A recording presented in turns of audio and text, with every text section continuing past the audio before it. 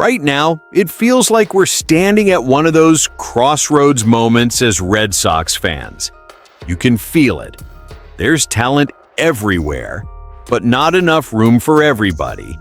And when that happens in Boston, it usually means something big is about to give. We've got one situation on the mound that could quietly reshape the way this team looks next season. And at the same time, there's another storyline with a veteran bat that just refuses to go away.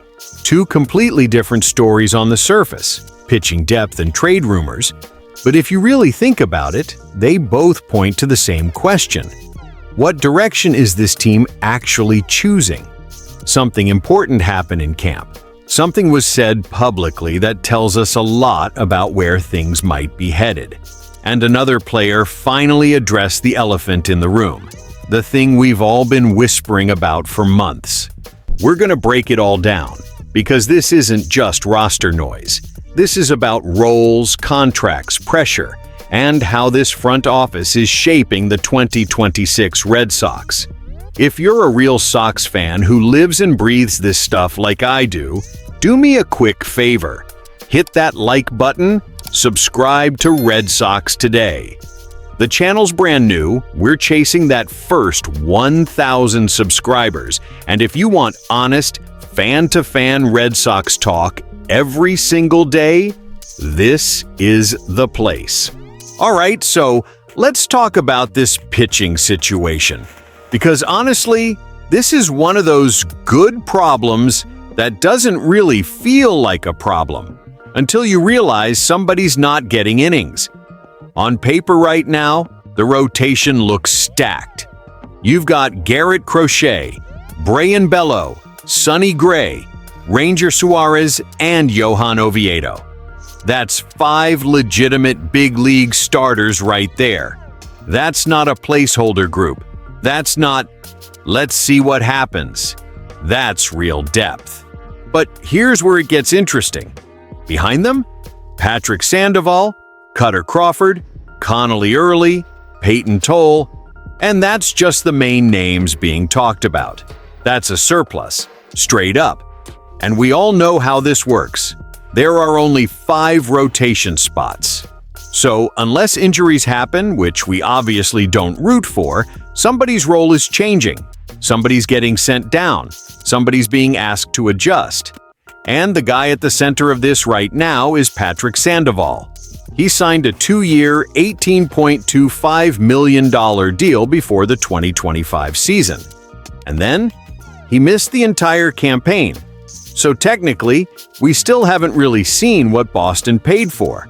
Now, camp is just getting going, and he's already making noise. Gabriel Starr from the Boston Herald reported that there's chatter about some of this surplus pitching possibly heading to the bullpen. And when asked about it, Sandoval didn't dodge it. He didn't complain. He didn't posture. He said, "It's not up to me. I'm a Red Sox, so I'll do whatever they want me to do. I've done it a couple times, but it would definitely be adjustment." I love that answer. That's a team-first answer. But you can also hear it. That wouldn't be easy. Starters are creatures of habit. Different preparation, different rhythm, different mindset. Moving to the bullpen isn't just, okay, go throw 1 inning. It's a real shift. And here's the part that got my attention.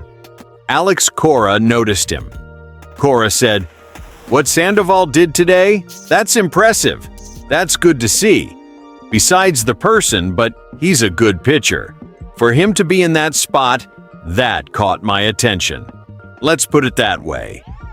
When Cora says something caught his attention, I listened. Because that means Sandoval isn't just surviving camp. He's pushing. He's making this decision harder. So now the real question becomes, does he actually have a shot at that number 5 spot? Or does Boston get creative? Because let's be honest, Cutter Crawford isn't just going to disappear. He's proven he can help this team. Connolly Early and Peyton Toll probably start in the minors. That seems realistic. But Sandoval? That contract says they expect him to contribute. And if he's fully healthy going into 2026, which it sounds like he finally is, that changes everything. If he wins that 5th spot, suddenly this rotation looks even deeper. If he moves to the bullpen, that could seriously strengthen the back end. Imagine adding a lefty with starter stuff in relief situations late in games. That's dangerous. Either way, it feels like Boston is quietly building pitching flexibility. And that's something we haven't always had. But here's where things get uncomfortable. Because while the pitching side of this roster feels crowded in a good way, there's another part of this team where the crowding feels a lot more complicated. And that brings us to a player who finally broke his silence about something we've all been talking about for months, even if he hasn't.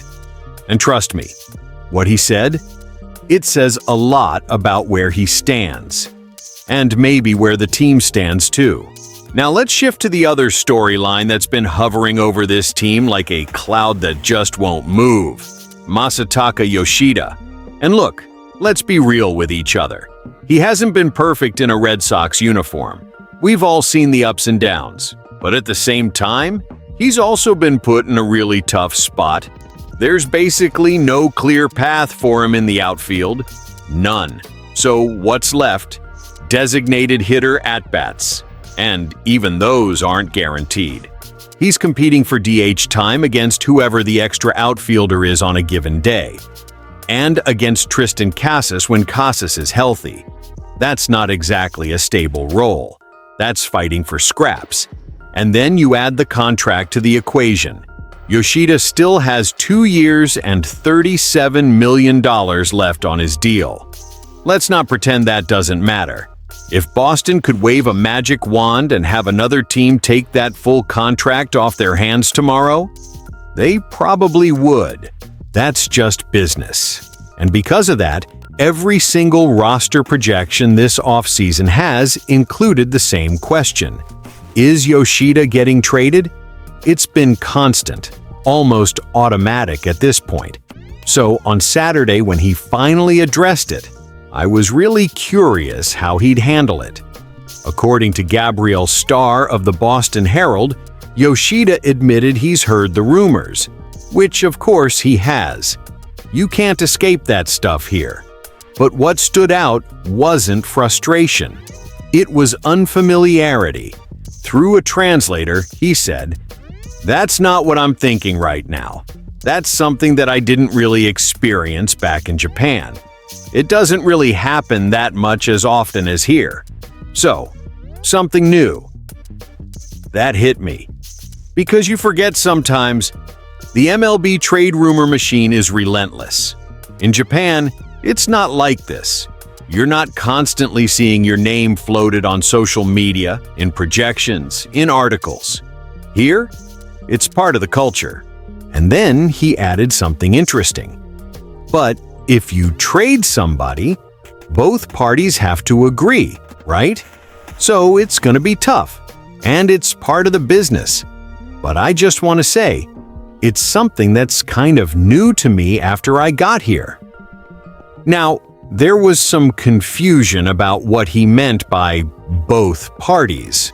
Was he talking about both teams needing to agree, or himself and the Red Sox?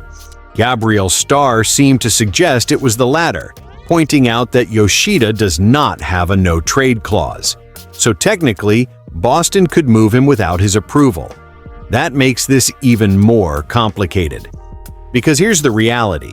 Last season, he slashed 266, 307, 388, and hit just 4 home runs in 55 regular season games. That's not the production you want from a primary DH making that kind of money. But, and this matters, he was the team's most consistent hitter down the stretch. When other guys were streaky, when the lineup felt unpredictable, he was quietly putting together professional at-bats. And if Boston can't find a way to unload that contract, which, let's be honest, won't be easy, Then figuring out how to maximize him becomes crucial. Do you platoon him? Do you give him steady DH reps and live with the defensive limitations? Do you hope the power rebounds? Because if he's on this roster in 2026, you can't just bury $37 million on the bench. So now step back and look at both stories together. On the pitching side, you've got depth, competition, guys willing to adjust roles, real internal battles for innings. On the position player side, you've got financial pressure, limited flexibility, a talented hitter stuck in a role crunch with trade rumors swirling. To me, that says this team is in a decisive phase. They're not rebuilding. They're not fully all in either. They're trying to optimize every dollar and every roster spot. And that means hard conversations, role changes, maybe uncomfortable decisions. The Sandoval situation feels like opportunity. The Yoshida situation feels like tension. And how they handle both will tell us exactly how serious they are about contending in 2026. As a fan, I actually feel cautiously optimistic. The pitching depth excites me. It really does. That's how you survive a long season. That's how you win series in October. But the lineup construction? That still feels unfinished. Still feels like there's a move coming. Or at least a decision that hasn't been made yet. And that's where we are right now. So I want to hear from you. If you're Cora, what do you do with Sandoval?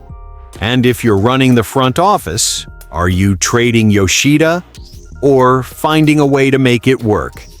Drop your thoughts in the comments. And if you're enjoying real, honest Red Sox talk, no sugarcoating, just fan-to-fan conversation, make sure you like the video and subscribe to Red Sox Today. The channel's brand new, we're pushing toward that first 1,000 subscribers, and every single one of you who joins early is building this with us. We've got a fascinating season ahead, and I'm riding it with you the whole way.